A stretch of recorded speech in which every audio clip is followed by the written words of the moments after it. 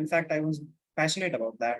I love groups and so on. So when I entered college, I was just trying to explore a thing which is closely related to mathematics. And by knowing something and by doing Quora, doing anything else, I just got that ML is one of the things. ML and data science are one of the things. So I started with that. I read some of the theoretical aspects like linear algebra, and under one of my professors, I did an optimization course also. So that was not for me. So I mean the project. I did a project under him. So I did a few courses according to mathematics, and then did some few courses on ML, which I also stated in the CV. So yeah, and during all these, I developed a feeling because most of my seniors, uh, which are into ML, are more inclined into research. They say that ML is the booming field, and the research in ML can be done. Like there is a great coding culture in BHU. Uh, everyone is passionate about coding. They only do coding, nothing else. No one focuses on code. Almost no one. So I also started. So I just get confused between the things. Should I go for STE? Is research, is PhD even a good thing to do? I was first planning for masters, then I came to know that it costs a lot. So one of my seniors told me that you can do a PhD. It will be long. So I was just confused that should I go for SD? Should I go for PhD? Even it is worth it. Uh, am I doing it or can I do it? So anyways, it comes out to self-doubt eventually. So that's mainly the issue with me. I read paper, and when I finish it, it's just like, should I do a PhD or not? I just remain confused every time. Okay. Okay. So if that is your question, let me answer it in two ways. One is how I got interested into PhD, right? Yes. Because that's the example I can give it to you. And if I'm not wrong, most of the people I have known, whether they are from BHU or from other IITs, my friends who did PhD and so forth, and now some of them are professors here in US, or are working in some R&D sector. So the only reason, and mark my words, anybody should do PhD because of the interest of the topic. That's it. That's it. Because you are interested in research. Then the question comes, how would one try to figure it out that are you interested in research or not, right? That's the one other thing. And because the PhD doesn't translate into money. Very rarely it does. You will find people who have BTech and probably are starting their own company. You will find people who have masters are probably working at Google, making more money. So it doesn't translate into money. So don't get confused between the higher the degree, higher the salary. It doesn't translate, right? Yeah. So you are doing it out of your interest, and probably there is a fake prestige attached to it. I would also say that. So you probably pat your back saying that I have a PhD.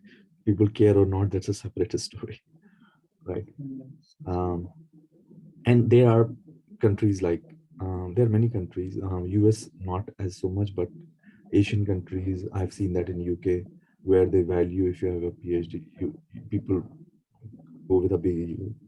When I used to work for Rolls Royce, it's a UK company. I used to go to Derby. There's a PhD club there, so called. So that's it. It's as I said, it's a fake ego, in my opinion. It doesn't translate that you're good or not. A very good example is Elon Musk, an engineer. I would say, if you're an engineer, You should hang his picture, in my opinion, because he's the god. Listen to his words, listen to his interviews, listen to what he has to say. You will learn a lot. Read his book, and he says very quite frankly, is what's the value of a degree? He goes that far, right? So in that sense, if you think that why should I do PhD and reasons, these are the reasons. Though definitely don't do it. Let's talk about now the interest. How do you create interest? And as an undergrad, when you are just starting, and when you take a look to any paper and you read abstract and you start feeling sleepy, you read abstract and you're like, what the hell is this? You can't go beyond like one paragraph, and as if you are reading some something which you probably don't understand, and then some of them looks very same, and there's this huge amount of research that everybody is doing. There's so much confusion and all that. How you figure that out, right? The one of the best ways to figure it out, and that's what I did, is I in my second year got got started into working with one of our professor in our mining engineering department at that time, and started working with him religiously for a year. I said I will dedicate myself for a year, no matter what, right? And then, as I said, I was fortunate enough that that professor came out as a really great mentor for me. And then I started at those days. There was no, there was no so-called internship as these days you guys have. Yeah. So only thing we can do is either write a letter, because at those times email was just coming through, or probably we used to go to Hyderabad Gate. There were cyber cafe used to be there at that time, and we used to go there, write an email in our floppy disk, take our floppy disk, just copy it to a professor. Internet used to go like this, like very slow, but and write an email to professor that this is our CV, this is we want to do, and we were able to get internship at IC Bangalore after second year. So we did so much work that we were able to get internship at IC Bangalore. We did internship at Central Institute of Mining Research, which was up in Dhanbad. 1 month there, 1 month at IC, and we were able to also score internship at and UK and US, which was very difficult for a mining student, because people are like, why the hell, what is mining? And we were the bottom of the chart at the time, right? People were talking about electronics, electrical, and all that. And there is some reality to that, because the coursework was full of shit. We didn't learn anything from it. So there were more challenges for us. As I said, the only way we were able to overcome it is find a mentor. Find a, so this is my strong advice to you. If you think that this is something you would like to pursue and you want to make sure about it, find number one, find a mentor. And in your case, where you are in Department of Mathematics and Computing, and if you are thinking in the area of machine learning, right, that's the field that, in my opinion, I think you can go to any department and any professor who is working in that area. It could be applied, that's fine, because engineering will be applied, right? They won't expect you to write a machine learning code. They will expect you to give them the result, right? And for that matter, just start it very simple. Just start using MATLAB and use their deep neural network function, and give them results and see, do you get do you get a head start. It could be as simple as that, because from there you will learn too. All right. And probably you have to write some of your own MATLAB codes and things like that. So that may not be a bad start, in my opinion. And then you can go to material science department, you can go to mechanical, you can go to electrical, and trust me, there will be a lot of professors you find these days. And machine learning and AI, I will caution you also, has become a very dirty word also. Everybody tries to do this, thinks that you can get something very quick. So just be careful also, because The crux is in the core, not in the results, in my opinion. But having said that, I said this probably will can give you a head start, and saying that you probably can do that. But make sure you have a very strong hold of what is machine learning, how can I learn my network, how can I validate it, how can I train it. You should know in and out of data analytics, how to even clean the data to the very beginning of it, to be honest with you, right? And then make sense out of it. Mm, if you can write code in Pythons, that's fine.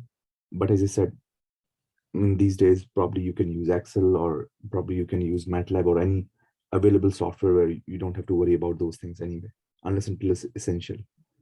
Or you're trying to write, you you probably know more than me, but let's say if you have taken a course on numerical methods, right, and you're trying to, you see, okay, MATLAB doesn't have um, a certain optimization program which could be useful for this particular application. You can write your own code on that, yeah, that sort of thing. And as I said, this could be a very good head start. My only advice is find really good mentor, no matter what department it is. That's more important, because that person can make and break your thinking about whether you want to go for a PhD or not. That's the key. Let me tell you. Otherwise, you will be, if you're reading paper on your own and doing things, after a month you will easily get bored, and you are like, what the hell, throw it out. You need to know, you need someone who will continuously, um, you know because Push. in my opinion, undergrads are are extremely enthusiastic. uh, I won't say full of knowledge, but wants to learn, right? So you need someone who can then feed you. You're not talking about, give me $5,000 and I will write a code for, you're trying to say, I can do it free, but I want to be busy 24 hours. That's how I see undergrads, right? They want to learn. So, as I said, find a guy. That's your job first, and find it as soon as possible, because the early you can do it, the better your results would be. By the time you graduate from your um, dual degree program, you will have a couple of papers, and that's what we had. If I look at my undergrad CV, me and my friends, we had at least 7 or 8 papers by the then we were done with our undergrad. And I was so sure. I mean, there was no confusion, to be honest with you, at that point. And thoroughly, then when I went to my PhD program, I was not wrong, because I was enjoying every day. It's not like I saw my friends who were masters and getting money. It didn't distracted me. I saw my friends who were PhD, and they were asking, hey, why I'm doing PhD, because they went there because they had nothing else to do, or they made a wrong choice. I met those people also. I was able to finish my PhD in 3.5 years, and master's with thesis in 1.5 year, because I was interested. I was enjoying it. I had no question about. I was only focused on finishing it. I was enjoying it every moment of it, and that is the only reason you can finish it. If you feel that burden, oh my God, this is like, and there are days that happens. I'm not saying that, but overall, I would say the only way you will finish it in a very good way is when you will be interested in it, because PhD is something this which you have to be. It's not like masters. It's like you have to, or undergrad, where you pass a course and you get a degree. You know what, you have to innovate something, you figure out the problem. And if, and God knows, if you get stuck with an advisor which is expecting something new, dude, you got to be careful. Otherwise, there are horror stories too, where people finish PhD in 8 years, where people finish PhD in in where people spend PhD in 4 years, and then they are out from there. They're like, I don't want to do it. I know all those. Those are the stories. I have so many of them. We've seen that. So interest, and create that interest in you. Figure that out. But as I said, the only way you can do it is do it. And then let's say if you get a mentor in your college and you are able to do it, then branch out. Don't stick there. Branch out to other colleges, IT Bombay, IC Bangalore, whatever. And then that will probably create more vibe in you, like, this is something where I think I'm enjoying it really. um so I mean, that's the way to go. That's a recipe, I'm telling you, right? Unless and until you are smart enough And there are students, right? And I'm not saying you are not. You are motivated because of some other reasons, right? You are motivated because of some other reasons. Many students, I have also seen that they come for masters and they get motivated while they do their masters. That's the other way too. But then, as I said, you're absolutely right. Coming US for a master's program means you're going to spend a lot of money. I'm not a big fan of it. I've never spent a dime on my education. I mean, those BHU fees used to be $1,000, 1,000 rupees per year. So I never spent it even in undergrad. So the only we used to spend is go to Hyderabad Gate and eat chicken. That's the most expensive thing of those days, to be honest. Those were our high expenses. Other than that, there was no expenses at all. And so, as I said, this is how it should be done, in my opinion. Okay. Yeah.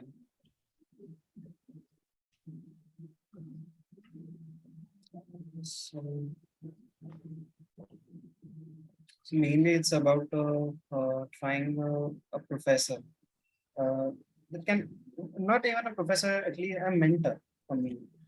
But I you mean, can, the reason I say if your professor can be a mentor, that's what we call Sone Pe Suhaga, right? mm, You can find a mentor who is running cyber cafe at Hyderabad Gate. Doesn't matter. It's not going to help you. So you need someone who inclines with your interest also, right? uh, Your dad can be I've your tried. mentor, but Uh, it's not going to help you. That's what I meant. uh, I was just, and I am still passionate. I was much more even passionate in second sem. So I tried out with one professor that I want to do something, and he just said, "You do this course, and I will give problems to you." And 3 and 4 months passed. He never had a meeting with me. Yeah, I mean that's Uh, common. No, that's common. and that's No, that's so. common. I No, just let me got tell you. distracted Let me tell and you this process. Let me tell you. The onus is on you. It's your job. Figure that out. yeah, Don't keep yeah. complaining. The worst thing a person can do is complain. Oh, this is not helping me. He's not your dad. You understand my It point? was just yeah. No, no, no, no, no. There is no excuse. Trust me. You have to understand what you're talking about is the biggest mistake a person does when he said, "Oh, there is no response. Let me quit."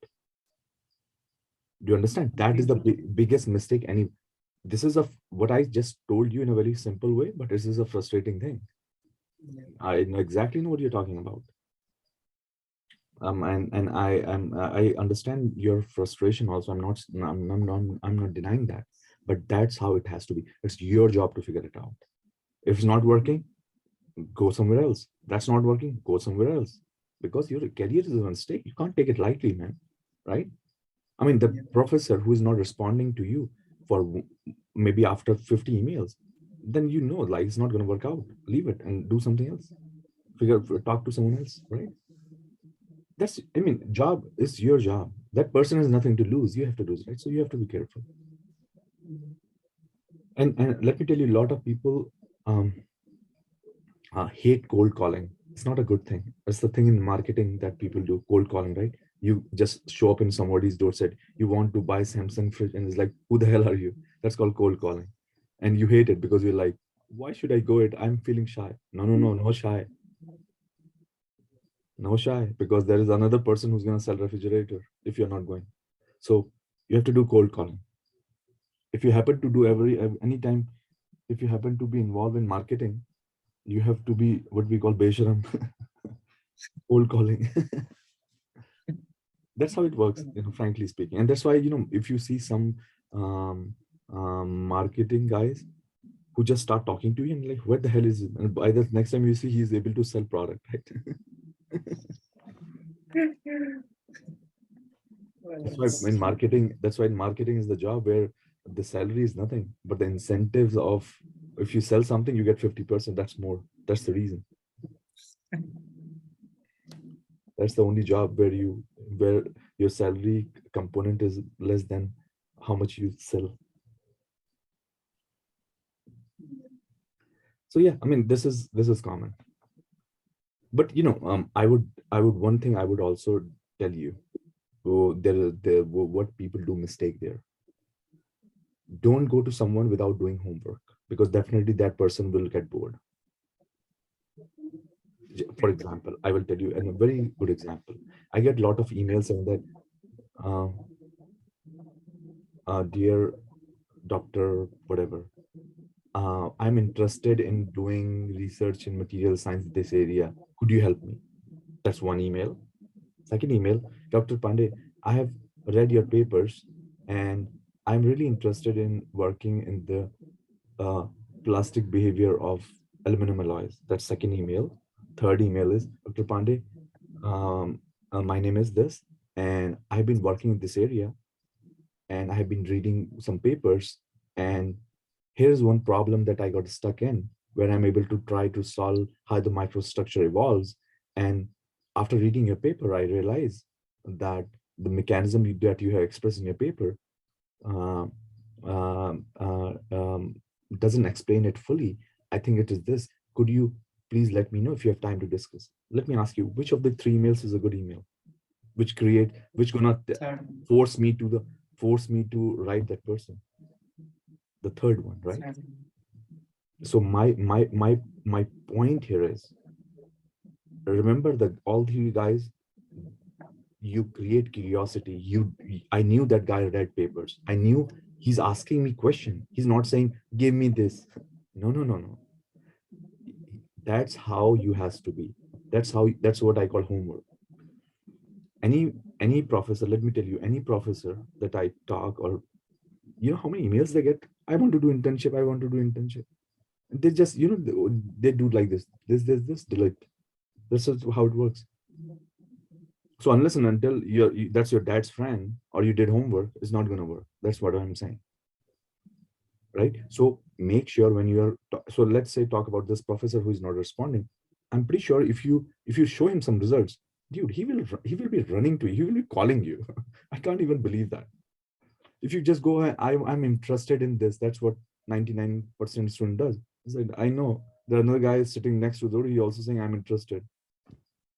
So just don't show up saying I'm interested. Do some work. yeah.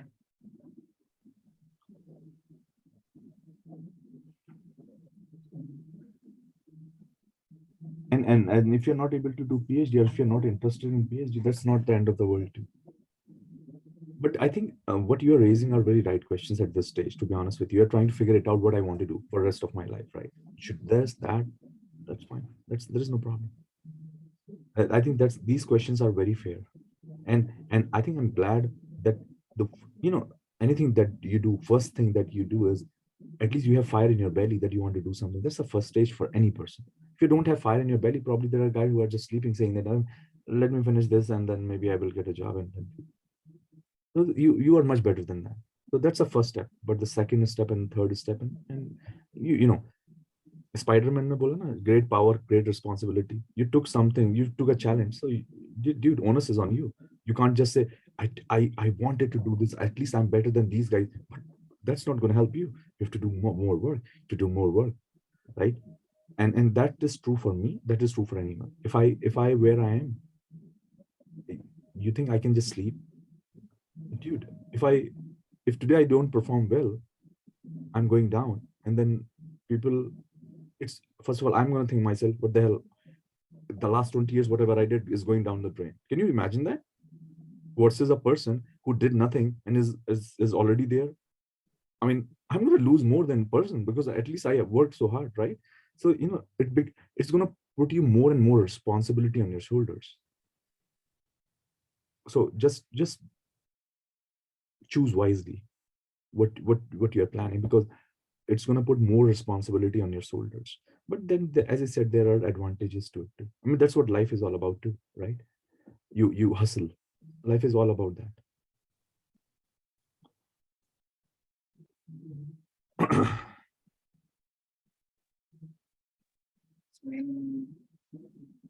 So to hear my conclusion can be that I should try more and more to contact with professors, or what I can say, as you told, I should at least do homework first for them. Yeah, I mean, if I was you, I will give you a very free advice, as I said to you. try to run simple problems. I mean, as I said, these days, you guys should not be even worry about what problem I should look for. I mean, 20 years back, there was no YouTube, nothing. It was such a chaos. I mean, we used to go to library and find books.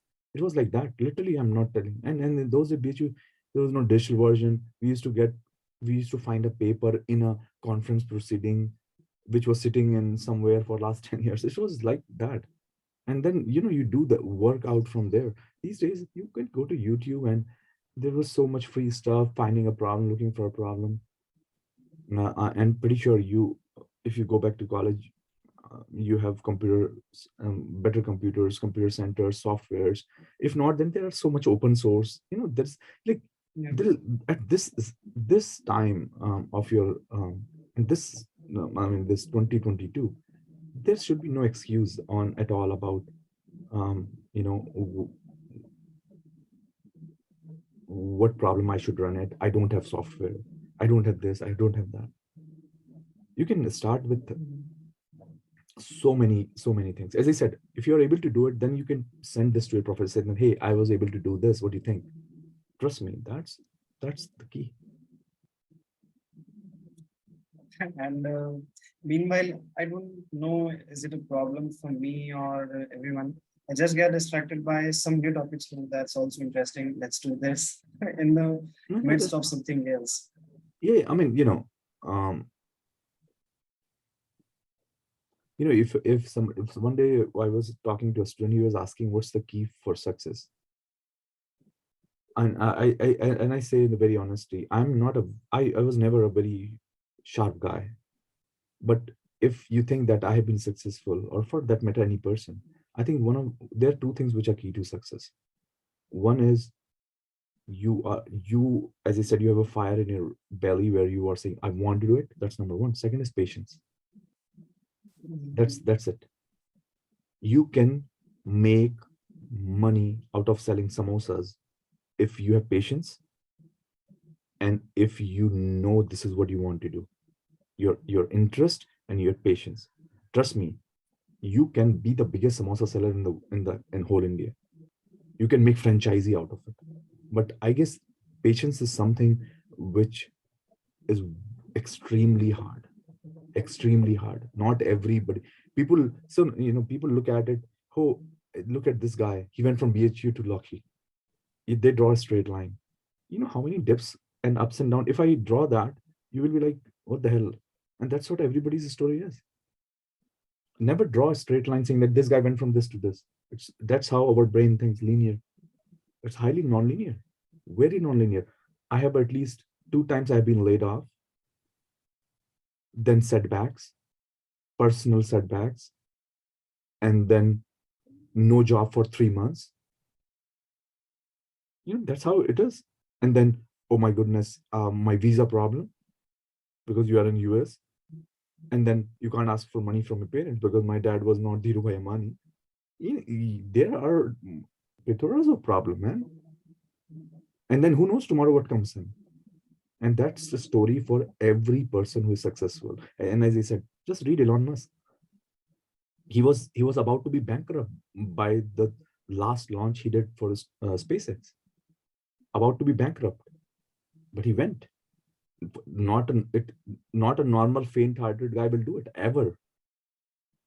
And then where he is now, world richest person, from going from bankruptcy to world richest person. Can you believe that? Can you beat that? This is what it is. So what you're talking about, oh, this is guy not responding, those are dips. Those are not even local minimum maxima. You have not seen global yet. Yeah. There are many globals actually, I would say. There's always one, but there are many big ones. This is nothing. But the only way you overcome is you don't feel demotivated when you're going down. You're hustling when you're going down, and you don't feel too pride or too not too humble when you're going up. That's how you maintain it, right? That's all, and you will be fine. if I talk to you after 20 years, you will find what I just put tell you. These are the golden words. Easy to say, hard to do, no doubt. But this is what it is. And so you know now what you do, and you have nothing else. This is what the recipe is. Okay. So there is no shortcut. I think every person who, especially undergrad, they look for a shortcut. There's no shortcut. You might find what the shortcuts will come when you do your homework. That's what I said. Like, say for example, you create something and you send an email to professor. He said, yeah, come to my lab. That's a shortcut. But you did a lot of work. That's the shortcuts will come. Like, it's not you are sleeping and suddenly your professor will call, hey, where are you from so long time? I'm really dying to work with you.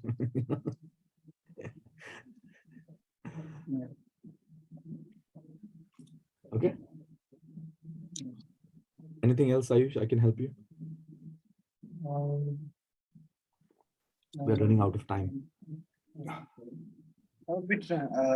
I had been in some days try to figure out what even I want to do and try some process out. That will I surely do. And I will also I will also give you one example, one very good advice. In your stage, failures are golden opportunities. Never shy away with them. You don't want to fail when you are 50. At your stage, you want to fail. Like, for example, you said the guy is not responding. That's good. You learned something. What are you going to do? So you fail and you learn, just like an ML algorithm. You fail, you learn. So keep training your brain. Try new things as much as you can, because the more you fail, the more you learn, the more early you will know what you want to do, and then you will be good at it. But if you're going to wait and wait and wait, by 40, if you fail, by 50, you fail, there is no going up. You can't find a job when you are a 50-year-old. It's easy to find a job when you are a 20-year-old. This is common statistics. Nobody hires you when you are a 50-year-old and you don't know what to do and you have no skills. But 20-year-old, you can get back up very easily. So failures are extremely important at your stage. That's why I hate sometimes the way the teaching is in teaching goes these days. Teachers make students very comfortable. They put them in a blanket. Mera bacha. No, I would, if I was a professor, I would throw them out. I said, I want you to fail. I don't care, because trust me, when you come out after 4 years, you will be so good and so tough. You will feel no fear. I can sense fear in you. I hate that. I hate it. You need to get that out first by failing more and more. When I lose my first job, I remember I was so scared. Second time, fuck that shit. Who cares? I know now it's gonna come again. It's inevitable. It's a reality. It's a reality these days. It's not like my dad used to work for he was a teacher in a high school. He used to work. He worked there for 40 years. He never understand that, because that's how it used to be the world, not today's world. Any person that is graduating today, by the time you work 10 years in a company, 10 years after your undergrad, you probably would be leaving 5-6 companies. That's how the world is. There's no security, my friend. So you have to be tough. I work in this company today. Tomorrow, who knows what happens? So I embrace whatever I do. I learn as much as I can so that I'm prepared for the next one.